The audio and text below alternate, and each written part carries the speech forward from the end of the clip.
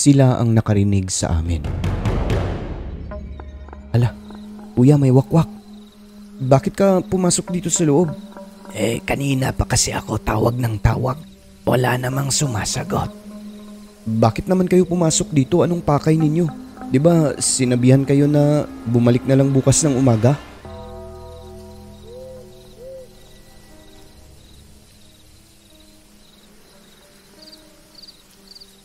Magandang araw o gabi po sa inyo, Sir Alex. Itago niyo na lang po ako sa pangalang Makmak. Magbabahagi po ako ng maikling story namin ng kapatid ko. Real experience po namin ito sa aswang.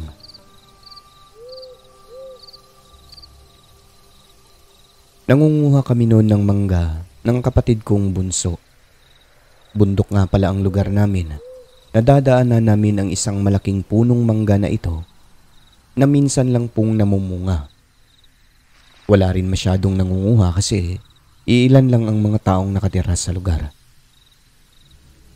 Malaki ang punong mangga na ito. Mga 4 siguro katao ang kailangang mag-akap. So yun na nga, ng time na yon, may nakita kaming mga bunga ng mangga sa ibabaw. Mga 4:00 pa lang ng hapon noon at pauwi na kami ng bahay. Dali-dali kaming kumuha ng sungkit na kawayan. May mga tanim din kasi sa unahan lang. Pagkatapos ay umakyat kami ng kapatid ko. Kanya-kanyang sungkit sa ibabaw. Natagalan dahil hindi dikit-dikit ang mga bunga. Kinakailangan pang lumipat sa ibang sanga para makakuha naman. Magdidilim na nang kami bumaba. Pinulot pa namin at isinilid sa mga sako yung mga manggang nalaglag sa lupa. Marami po ang nakuha namin, kaya tuwang-tuwa kami ng bunso. Pagkatapos noon ay agad na kaming naglakad pa uwi. Bit-bit ng kapatid ko ang kanyang sungkit dahil gagamitin niya sa bahay. Nang makarating kami sa bandang Kakahuyan, may humuning wakwak na agresibo. Sabi ng kapatid ko, "Ala, kuya, may wakwak." Sinabihan ko siya na tumahimik na lang tapos magmadali na kami sa paglalakad kasi dumidilim na ng mga oras na yon. Unang beses po namin maka-encounter ng wakwak. Ilang sandali pa ay lumakas ang huni nito at paikot-ikot siya hanggang sa huminto ito at naglaho na parang malapit na lang ito sa amin. Lakad-takbo na ang ginawa namin ng kapatid ko sa sobrang takot. Ilang sandali pa ay bigla na lang tumigil ang kapatid ko. Ang nangyari, hindi niya mahila ang kanyang daladalang sungkit. Pagtingin namin sa likuran sa dulo nito, hinahawakan pala ng aswang na kitang-kita naming dalawa na ito'y nakalutang. Tumakbo na kami, binitawan na ng kapatid ko ang sungkit. Ako naman, nahihirapan dahil kalahating sako na malaki yung manggang nakuha namin. Tingin kami ng tingin sa likod, baka sumunod ang aswang pero wala naman. Takbo, hingal, umiiyak kaming dalawa ng kapatid ko nun. Pagdating sa unahan, may nakaharang na itim sa daan. Hindi namin maklaro kung ano ito dahil makahoy po ang bahagi na yon. Pero sigurado akong aswang ito, kaya sumigaw na kami ng, "Nanay, tatay, tulungan niyo kami, may aswang." Habang umiiyak ng malakas. Nanginginig na kami ng bunso ko at pumapalahaw siya sa iyak, so takbo na naman kami, hinahawakan ko ang kanyang kamay. At hindi na po kami dumaan sa tamang daanan. Yung mga mangga naman na pasan-pasan ko kanina ay hindi ko na po alam kung saan ko ito naitapon. "Tulong, nanay, tatay, may aswang." Sigaw pa namin ng malakas ng kapatid ko. Meron pong isang bahay sa unahan noon. Nagbabaka sakali rin kaming marinig nila, kaya sumisigaw talaga kami ng kapatid ko. Ngunit kahit anong sigaw naming dalawa ay wala pong lumapit sa amin. Sa kabutihang palad ay na-rescue naman po kami. Nawala na rin yung aswang. Ang ipinagtataka lang namin, sir, ang dumating ay ang mga magulang namin na may dalang itak. Sila ang nakarinig sa aming iyak at sigaw ng kapatid ko gayong malayo pa po ang bahay namin. Dumaan kami doon sa isang bahay na malapit lang sa kung saan kami hinarang ng aswang kasi kilala din namin sila. Takang-taka sila nang makausap nila Papa sapagkat wala naman daw po silang narinig na may mga batang sumisigaw ng tulong. Ngunit sila Papa na malayo pa ang bahay, dinig nila ang mga boses namin ng kapatid ko at yung agresibong huni ng wakwak na humahabol sa amin. Kahit na malayo pa ang bahay namin. Hindi po namin alam sir kung bakit pero ganun daw po kapag inaaswang ang isang tao. Hindi ka maririnig ng ibang tao na malapit sa iyo. Nang dahil sa nangyari ay netroma po talaga kami ng kapatid ko noon. Hindi namin malilimutan kahit na may mga asawa na kaming pareho ngayon. Sa tuwing nang nagkukwentuhan kami, naaalala namin ang pangyayari na yon.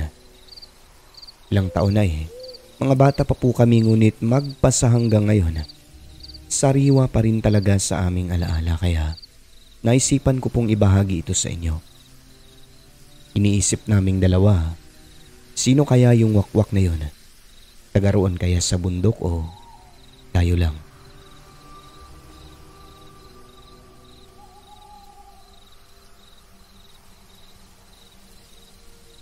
Magandang araw po sa inyong lahat. Just hide my identity. Marami pong bantog sa lugar namin na mga aswang pero hindi ako naniniwala niyan dati dahil hindi naman po ako nakakita ng aswang sa personal. Hanggang sa ako na po mismo ang makaranas way back 2012. Buntis ako sa panganay ko noon, 6 months na ang tiyan ko. Isang gabi, hindi ako makatulog dahil sumasakit ang aking tiyan. Galaw ng galaw ang bata sa loob. Balisa siya. Ako na may gumagalaw din para maibsa naman yung pananakit nito. Nararamdaman ko yung anak ko. Ligalig siya dahil sinisipa niya po yung tiyan ko tapos maalinsangan ang aking pakiramdam. Ang dalawang aso namin sa bahay ay maingay. Galit na galit sila na para bang may gustong kagatin sa silong tapat mismo kung saan ako nakahiga. Yun bang aakmang mangangagat sila? Tapos aatras na naman basta sobrang tapang po ng mga aso namin na dalawa. Wala akong makita gawa ng madilim ang silong ng bahay namin. Maliliit kasi ang siwang sa sahig namin na kawayan. Hindi ko lang pinansin masyado iyon kasi baka kako ang tinatahulan nila ay kung anong hayop na maliit lang tulad ng bayawak o kung ano pa. Ganun kasi sila manghuli, aakmang mangangagat pagkatapos ay aatras. Ang pinagtataka ko lang po noon, maalinsangan ang paligid kahit na malamig naman ang lugar namin tapos sumasakit at naninigas po ang aking tiyan na pag-aakala ko'y dala lang ng sobrang galaw ng bata sa loob. Pero eto po yung nakakapangilabot.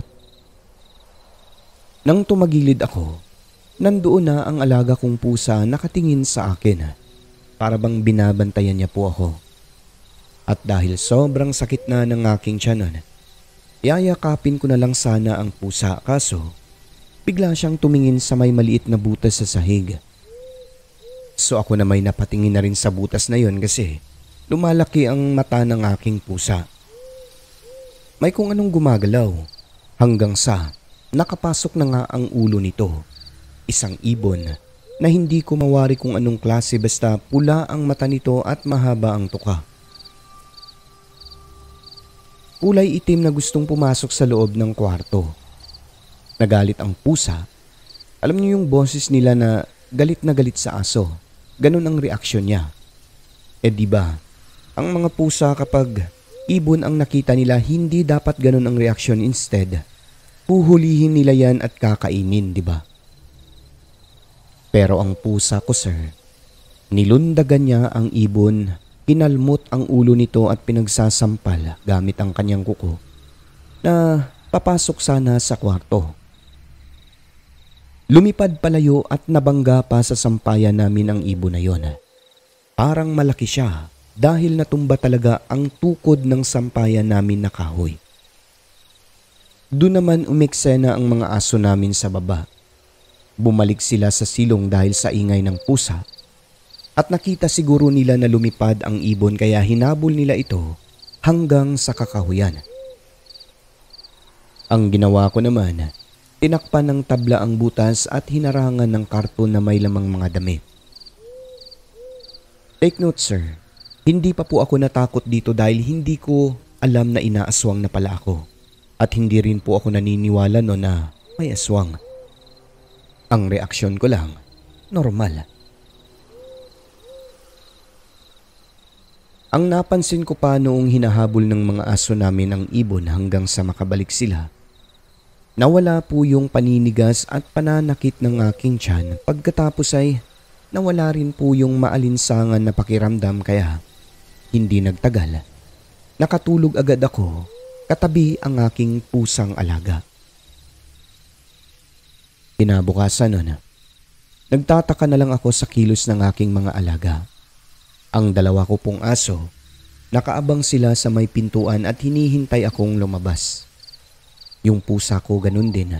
Paggising ko sa umaga, nakaharap siya sa akin na parang binabantayan niya rin po ako. Narealize ko na lang sir inaaswang pala ako dahil sa kapitbahay namin. Dinig daw nila may aswang na dumaan sa kanila bago dumiretso sa bahay ko.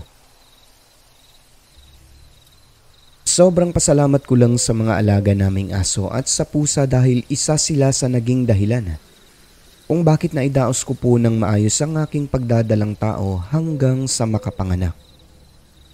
Isa sila sa nagbabantay sa akin tuwing inaaswang.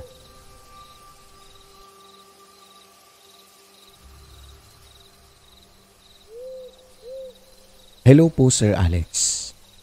Share ko lang po itong true to life experience ko sa aswang. Taong 2010, buntis ako sa aking panganay. Ang mister ko ay may maliit na shop kasi isa siyang technician. Nag-aayos ng mga TV, radio, amplifier, at kung ano-ano pang electronics. I-describe ko lang po yung baryo namin. Hindi magkakalapit ang mga bahay dahil malalaki ang lote. Tapos, bakante pa ang iba. Malilim ang kapaligiran sapagkat marami pong mga punong kahoy na malalaki. Tahimik parang walang mga tao pero may nagpapaayos po sa mister ko ng mga sirang appliances dahil magaling po siya pagdating dyan. Nakabakod po ang palibot ng bahay namin ng kawayan. Tapos yung shop ni mister na maliit na kubo, dikit siya sa bakod. At ito na nga po. Magmula nung mabuntis ako, pinagawaan ako ni nanay ng pangontra na nakasilid sa pulang tela. Hindi rin po ako nawawalan ng bawang sa kwarto namin at binigyan niya rin po ako ng langis na kukulo kapag may aswang sa malapit. Ang nanay ko po kasi kung hindi nyo na itatanong, naniniwala po siya sa aswang gawa ng maging siya noong nagbubuntis siya sa amin. Nakaranas din po na inaaswang. Katunayan, may kapatid po kaming nawala sa sinapupunan ng aming nanay. Kaya hayon para hindi raw po ako malapitan, binigyan niya ako ng mga pangkontra. Isang hapon, bandang 3:00, paalis ang mister ko dahil may pupuntahan siya. Paglabas niya sa may gate, may matandang babae na nag-aabang na may dalang radyo na di baterya. Bungad nito sa kanya, Magpapaayos sana ako ng radyo. "Ay, ganun po ba lola? May lakad po kasi ako kaya hindi ko magagawa ngayon. Pero kung okay lang sa inyo, balikan nyo na lang bukas ng umaga. Aayusin ko ito mamaya." Nag-oo naman ang matanda. Ako na may humiga na noong umalis na si mister at yung matanda na ilang ulit pang patingin-tingin sa akin. Hindi ko siya nakilala. Sa tingin ko, dayo lang siya sa amin para siguro magpagawa. Humiga na ako noon at nanunood ng mga video sa cellphone. Habang ginagawa ko iyon, nagtataka ako maya-maya lang dahil para bang may nakatingin sa akin sa butas. Ang pintuan nga pala namin sa kwarto, wala po siyang pihitan kaya may butas. Pakiramdam ko, may sumisilip sa akin kaya bigla akong napalingon sa pintuan namin. Laking gulat ko na lang dahil may mata nga na nakasilip sa akin. Binuksan ko pa ang pintuan noon kasi akala ko ang mister ko na tinatakot ako. Ngunit pagbukas ko, laking gulat ko na lang dahil ang matanda pala nakausap ng asawa ko kanina. Nakayuko siya, umatras pagkatapos ay biglang tumayo. Pumasok sa loob ng bahay namin nang wala man lang paalam. Bakit ka pumasok dito sa loob? Kanina pa kasi ako tawag ng tawag. Wala namang sumasagot. Bakit naman kayo pumasok dito? Anong pakay ninyo? 'Di ba sinabihan kayo na bumalik na lang bukas ng umaga? Nang mga sandali na yon ay tumitig na lang siya sa akin at nanlilisik ang mga mata nito. Pagkatapos ay gusto niya po akong lapitan pero parang may pumipigil sa kanya. Pasigaw na wika ko dito. Lumabas ka po dito, Lola. Hindi po kita inaanyayahang pumasok sa bahay namin. Lumabas ka po. Lakas loob kong sinabi ito sa matanda na yon dahil tingin ko ay isa siyang aswang sapagkat hindi siya mapakali. Patingin-tingin sa aking tiyan, sa aking mata, tapos padila-dila pa. Namumuo rin yung laway niya sa kanyang gilid ng bibig. At yun na nga pagsabi ko ng ganon, umalis siya at dire-diretsyong naglakad palabas. Nanginginig talaga ang katawan ko nun sa sobrang takot. May bawang ako sa kwarto. May suot na pangontra sa katawan na naging dahilan po kung bakit hindi siya makalapit sa akin noon.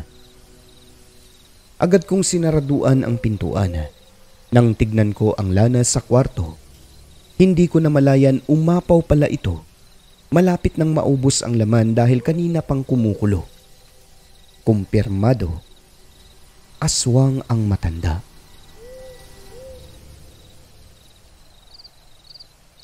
Nag-aalala ako na baka balikan niya ako. So ang ginawa ko, nag-abang na may dadaan na kapitbahay. Maya-maya, tiyempo namang dumaan si Ate Inday kaya tinawag ko siya at sumama ako sa kanya. Doon ko na lang hinintay ang aking asawa sa bahay nila.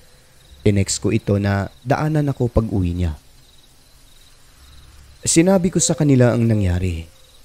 Pati sila Ate Inday, nagulat kasi grabe daw ang aswang na yun pumasok talaga sa bahay namin. Pasalamat na lang daw ako dahil merong pangontra sa katawan ko.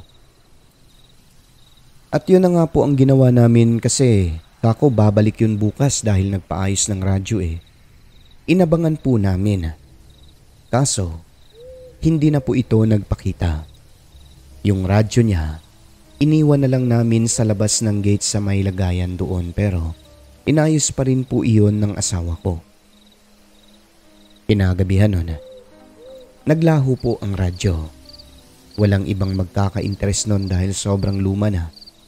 Kaya sabi namin ni Mister, kinuha na ng may-ari na nagpapanggap na customer.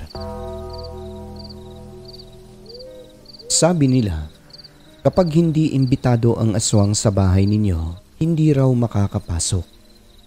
Ngunit, hindi pala totoo yun. Base na rin po sa aking tunay na karanasan.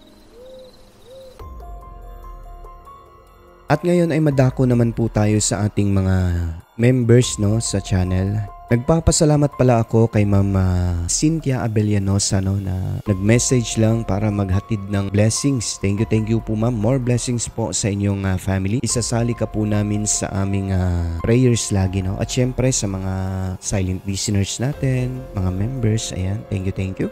At syempre sa ating mga members, no, maraming salamat po sa inyo. Unang-una, Anika Mishka, bagong member natin. Maraming salamat sa suporta, ma'am, no. Kay Kan G, ayan, 4 months member na. Kay Story Hacks of Thoughts K37, kay String Bolen na isang super idol. Thank you po, ma'am. Kay Jim Samilia 33, kay Jaber Amindato 4 months, kay Susana Dor 9 months, kay Johnny Zel Alviola 29 months member na, kay Cheng's Channel 18 months, kay Samantha Cruz na 9 months member na, super idol. Ayan, thank you po, ma'am. Kay Luis Elmido 28 months member na, kay Jeffrey Bunyad na 27 months member, Rose Kim na 20 months, Mike 35 months, and last but not the least kay Madam Rosary Jayarante na 11 months member na. Again, taos puso po ang inyong narrator na nagpapasalamat sa inyo, no, sa walang sawang pagsuporta po sa akin. God bless po sa inyong lahat. At sa lahat ng mga silent listener ay welcome po kayo sa channel natin. Pumasok na po kayo at i-hit ang subscribe button. Siyempre, huwag niyo hong kalimutan ang notification bell upang updated kayo sa mga bagot nakakasabik nating mga kwento. Muli po mga kaibigan, maraming salamat po sa mga suporta nyo. Huwag kalimutang tumawag sa taas. I love you.